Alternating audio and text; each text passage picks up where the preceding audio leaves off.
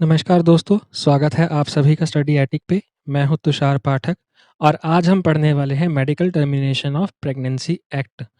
ये एक्ट लाया गया था 1971 में, ठीक है? तो एमटीपी एक्ट एक ऐसा कानून है जो किसी दंपत्ति को या किसी फीमेल को सर्टेन कंडीशंस में अपनी प्रेगनेंसी को टर्मिनेट करने की आज़ादी देता है, ठीक है? मतलब एक तरह से अबॉर्शन की परमिशन देता है। मेडिकल टर्मिनेशन ऑफ प्रेगनेंसी को हम इंड्यूस्ड अबॉर्शन भी बोल देते हैं, ठीक है? कई बार हमें जो प्रेगनेंसी है दैट इज़ अनडिज़ायरेबल, तो इन सच सिचुएशंस हम क्या है लीगल फ्रेमवर्क के through medical termination of pregnancy को अंडरगो कर सकते हैं, ठीक है? अब इसका पर्पज़ ये था कि मनमाने जो अबॉर्शंस थे उन पर रोक लगाई जा सके। वैसे तो 1971 के पहले अबॉर्शन करवाना ही इल्लीगल था, लेकिन इस एक्ट के आ जाने के बाद कुछ एक ऐसी कंडीशंस को बताया गया इस कानून में, जिसके सहारे जो है कि लाज़मी रीज़न्स देके आप अबॉर्शन जो है वो करवा सकते थे। अब किसी भी देश में अबॉर्शन को डिसाइड करते हैं 3 बातें, ठीक है? अबॉर्शन होना चाहिए या नहीं होना चाहिए, ये 3 बातों को ध्यान में रखकर डिसाइड किया जाता है। एक तो है ह्यूमन राइट्स का ऑप्शन, ठीक है?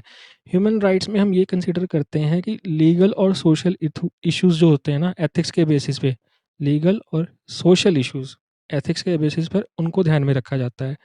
फिर हम ध्यान में रखते हैं जो प्रिंसिपल्स ऑफ साइंस है। ये हमें बताते हैं कि कहाँ तक मेडिकली अबॉर्शन करना सेफ़ है, ठीक है? किस स्टेज ऑफ प्रेगनेंसी तक ये सब सेफ़ है। फिर क्या है, हम देखते हैं steps with the amendment in technology, advancement कैसे हो रही है टेक्नोलॉजी में, तो वो क्या हेल्प कर सकती हैं हमारी। ऐसे इससे डिसाइड करने में ये हेल्प मिलेगी कि कब तक अबॉर्शन जो है वो करना सही है, किस प्रेगनेंसी की स्टेज पर करना सही होगा एक अबॉर्शन को, और टेक्निकली क्या हेल्प मिल सकती है उसमें टेक्नोलॉजी के थ्रू, ठीक है? अब ना यूएस जो है उसकी सुप्रीम कोर्ट में ना एक केस आया था, रो वर्सेस वेड का केस था वो।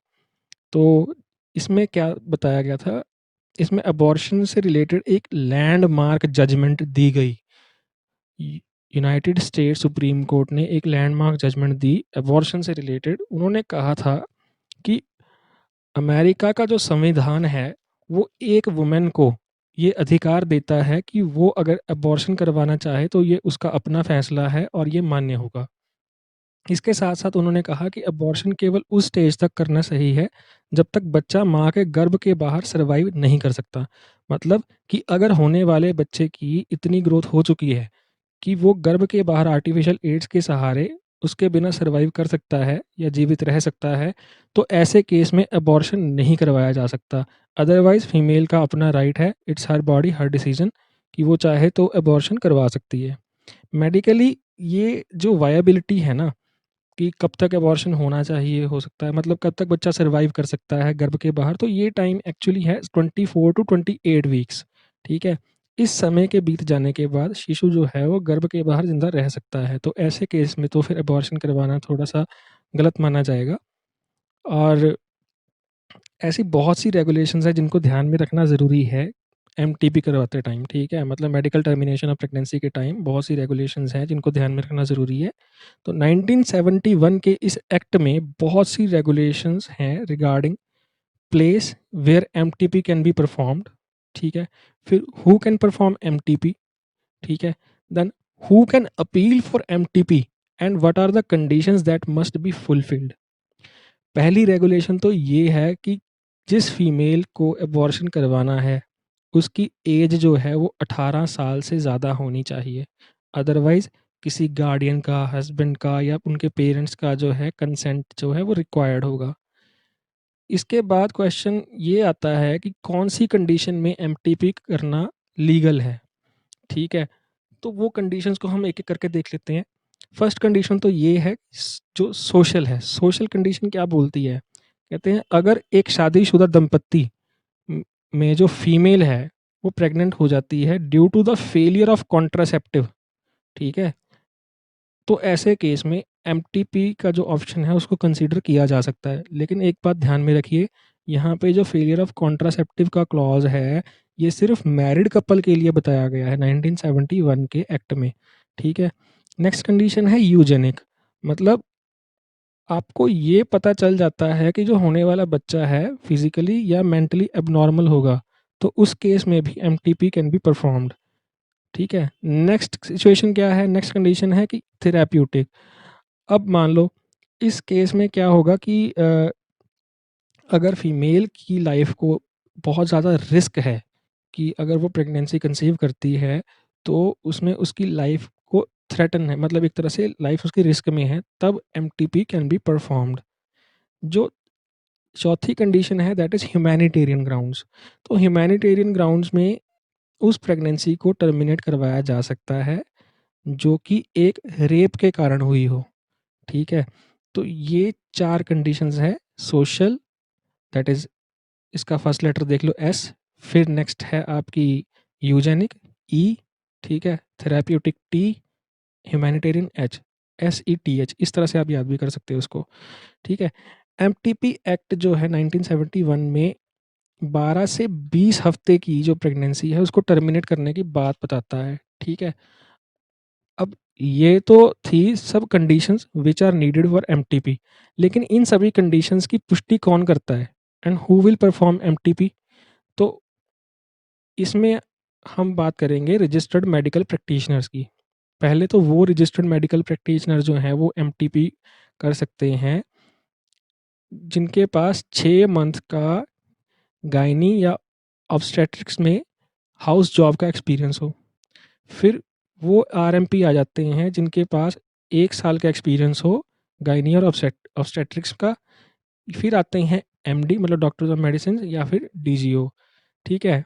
फिर आ जाते हैं वो रजिस्टर्ड मेडिकल प्रैक्टिशनर्स जिन्होंने कम से कम 25 एमटीपीज इनको परफॉर्म किया हो, जिसमें से 20 को उन्होंने असिस्ट किया हो और 5 उन्होंने कम से कम इंडिपेंडेंटली किए हों। लेकिन इसमें कंडीशन ये है कि ये जो जिन्होंने बस 25 एमटीपीज को असिस्ट किया है, ये लोग जो हैं सिर्फ 12 हफ्ते तक की जो प्रेगनेंसी है उसको टर्मिनेट करने के लिए अप्रूवल कर सकते हैं, उसको कर सकते हैं परफॉर्म। अदरवाइज अगर प्रेगनेंसी 12 वीक्स या उससे कम की हो तो ये सभी जो हैं मतलब जितने मैंने बताए हैं सभी जो सभी में से कोई भी एक रजिस्टर्ड मेडिकल प्रैक्टिशनर या डॉक्टर जो है वो एमटीपी परफॉर्म कर सकता है। लेकिन अगर प्रेगनेंसी जो है वो 12 हफ्ते से ज़्यादा की है और वैसे भी 20 हफ्ते तक का ही उसमें क्लॉज है, तो 12 से 20 हफ्ते के बीच की प्रेगनेंसी अगर हो किसी को तो वो ऐसे में 2 या 2 से ज़्यादा डॉक्टर्स की कंसेंट नीडेड होती है। और उसमें जो है सिर्फ जो पहले 3 मैंने बताए वही जो है कंसेंट दे सकते हैं, ठीक है। तो मतलब उनमें गायनी और ऑब्स्टेट्रिक्स की स्पेशलाइजेशन का होना ज़रूरी है। एमटीपी जो है can be perform only eight government hospitals और गवर्नमेंट अप्रूव्ड हॉस्पिटल्स। ये हर जगह मतलब परफॉर्म नहीं की जा सकती। गवर्नमेंट से ऑथराइज जो हॉस्पिटल्स हैं उन्हीं जगह पे एक प्रॉपर हाइजीनिक कंडीशंस में इनको परफॉर्म किया जा सकता है। ये सब कंडीशंस थी जो एमटीपी एक्ट 1971 में दी गई हैं। लेकिन अब ये कानून जो है 50 साल पुराना भी हो चुका है और आज के समय के हिसाब से उतना कम्पिटेंट रहा ही नहीं। और अ, अब इस एक्ट में कुछ हैं त्रुटियाँ, लाइक फेलियर ऑफ कॉन्ट्रासेप्टिव्स की बात अगर हम करते हैं तो वो सिर्फ एक मैरिड कपल्स के लिए अलाउड है, ठीक है, अनमैरिड कपल्स के लिए नहीं अलाउड। इसके अलावा कुछ वुमेन एक्टिविस्ट ग्रुप्स हैं जो ये भी डिमांड करते हैं कि फ़ीमेल का ये कम्प्लीटली इंडिपेंडेंट राइट होना चाहिए कि उसको अबॉर्शन करवाना है या नहीं, ठीक है। अब डिमांड इसके अलावा ये भी है कि अबॉर्शन की जो 20 वीक्स वाली लिमिट है ना, इसको बढ़ाकर 24 वीक्स टू 28 वीक्स के बीच में कुछ कर देना चाहिए। ऐसी ही बहुत सारी अमेंडमेंट्स को ध्यान में रखते हुए 2019 में केंद्र सरकार ने एमटीपी अमेंडमेंट बिल 2019 लाया था। लेकिन लोकसभा डिसॉल्व हो गई थी उसमें और बिल जो है वो लैप्स कर गया था। अब दोबारा ये कभी बिल आएगा तो अंदाज़ा है कि जल्दी ही एमटीपी अमेंडमेंट बिल जो है एक कानून बन जाएगा, मतलब एक्ट बन जाएगा, ठीक है। तो एक ब्रीफ आइडिया ले लेते हैं कि अमेंडमेंट बिल में क्या दिया गया है। इस बिल में अबॉर्शन के लिए 24 टू 26 वीक्स की प्रेगनेंसी की लिमिट की बात कही गई है, जो कि अभी तक सिर्फ 20 वीक्स की है। अब माना जाता है कि एडवांस टेक्नोलॉजी अवेलेबल है जो कि लेटर स्टेजेस में भी सेफली अबॉर्शन करती है। वैसे अबॉर्शन करने के दो मेथड्स होते हैं, एक है आपका सर्जिकल और एक है आपका फार्माकोलॉजिकल। फार्माकोलॉजिकल मेथड में मिफप्रेस्टोन, माइसोप्रोस्टोल जैसी जो है प्रोस्टाग्लैंडिन्स वाली दवाई दे दी जाती हैं, टमोक्सिफेन भी है। तो उन उनसे क्या होता है कि जो टर्मिनेट हो जाती है प्रेगनेंसी। और दूसरे में सर्जिकल मेथड में बहुत सारे मतलब वैक्यूम मेथड्स हैं, जिससे क्या है कि there are so many methods. Hysterotomy है, ठीक है, तो उसमें क्या है सर्जिकली रिमूव कर दिया जाता है आपके जो फीटस है, ठीक है। अब इसके अलावा बात करें तो कई बार रेप विक्टिम जो होते हैं ना, वो सोशल स्टिग्मा और लीगल इश्यूज के कारण 20 वीक्स तक ये बता ही नहीं पाते कि वो टर्मिनेट करवाना चाहते हैं प्रेगनेंसी को, ठीक है। तो ऐसे में अगर 24 वीक्स या 26 वीक्स की अगर time limit, extended time limit जो मिल जाती है, तो उनको काफ़ी हेल्प होगी, ठीक है। यूजुअली फीटल जो एनोमली स्कैन है ना, वो भी 20 से 21st वीक में मतलब परफॉर्म किया जाता है। इसमें क्या होता है कि बच्चे में देख लिया जाता है कि कोई एबनॉर्मेलिटी तो नहीं है। तो अगर तो एबनॉर्मेलिटी डायग्नोज हो जाती है, तो ऐसे केस में भी आप ये जो एक्सटेंडेड टाइम लिमिट है, ये हेल्प करेगी। मतलब 21st वीक में मान लो पता चला, तो आपके पास अगर 24th वीक तक का टाइम है प्रेगनेंसी को टर्मिनेट करने का, तो आप अप्रोच कर सकते हैं, कोर्ट का दरवाज़ा खटखटा सकते हैं कि हमें परमिशन दी जाए कि ये जो प्रेगनेंसी है इसको टर्मिनेट करवा सकें, ठीक है। और इससे ना लीगल और गवर्नमेंट अप्रूव्ड प्लेसेस पर एमटीपी की संख्या जो है वो बढ़ेगी, और प्राइवेट अनरजिस्टर्ड प्लेसेस पर एमटीपी की संख्या जो है वो घटेगी, ठीक है। अब कई बार मान लो लेटर ऑन स्टेजेस में पता चला, तो फिर दंपति क्या करेगी, वो कहेंगे कि हम किसी प्राइवेट हॉस्पिटल में चले जाते हैं, वहाँ पे चाहे वो अनहाइजीनिक कंडीशंस पर ही अबॉर्शन कर दें, ठीक है। तो ऐसे में क्या है, माँ की जो हेल्थ है, माँ की मतलब लाइफ है, उसको रिस्क रहता है। तो इन मैटरनल मोर्टेलिटी को रोकने के लिए इस एक्सटेंडेड टाइम लिमिट का जो है मतलब काफ़ी अच्छा रोल होने वाला है, ठीक है। इसमें इससे मैटरनल मोर्टेलिटी रेट में कमी आएगी।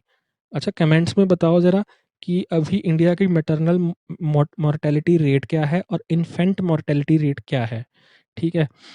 और देखो, एमटीपी अमेंडमेंट बिल 2020 जो होगा ना, इसमें ये प्रपोजल ये भी है कि अगर मेडिकल बोर्ड ये डायग्नोज करता है कि किसी प्रेगनेंसी में सब्सटेंशियल फीटल एबनॉर्मेलिटीज़ है, मतलब काफ़ी घातक मतलब कोई बीमारी है या एबनॉर्मेलिटी है, जैसे कि टर्नर सिंड्रोम, डाउन सिंड्रोम, तो ऐसे केस में किसी भी स्टेज ऑफ प्रेगनेंसी पे उसको अबॉर्ट किया जा सकता है, ठीक है। इस ये बात भी जो है इस बिल में कही गई है। और इसमें ये भी कहा गया है कि फेलियर ऑफ कॉन्ट्रासेप्टिव्स वाला जो क्लॉज है, that is both for married and unmarried couple, that will be a valid reason for abortion, ठीक है। So that's all in medical termination of pregnancy. See you in the next lecture. Thank you.